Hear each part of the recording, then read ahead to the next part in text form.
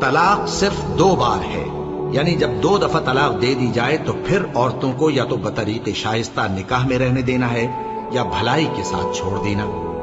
اور یہ جائز نہیں کہ جو مہر تم ان کو دے چکے ہو اس میں سے کچھ واپس لے لو۔ ہاں، اگر زن و شوہر کو خوف ہو کہ وہ اللہ کی حدوں کو قائم نہیں رکھ سکیں گے تو اگر عورت خاوند کے ہاتھ سے رہائی پانے کے بدلے میں کچھ دے ڈالے تو دونوں پر کچھ گناہ نہیں۔ یہ اللہ کی مقرر کی ہوئی حدیں ہیں، ان سے باہر نہ نکلنا، اور جو لوگ اللہ کی حدوں سے باہر نکل جائیں گے وہ گناہگار ہوں گے۔ پھر اگر شوہر 2 طلاقوں کے بعد تیسری طلاق عورت کو دے دے تو اس کے بعد جب تک عورت کسی دوسرے شخص سے نکاح نہ کر لے اس پہلے شوہر پر حلال نہ ہوگی۔ ہاں، اگر دوسرا خاوند بھی طلاق دے دے اور عورت اور پہلا خاوند پھر ایک دوسرے کی طرف رجوع کر لیں تو ان پر کچھ گناہ نہیں۔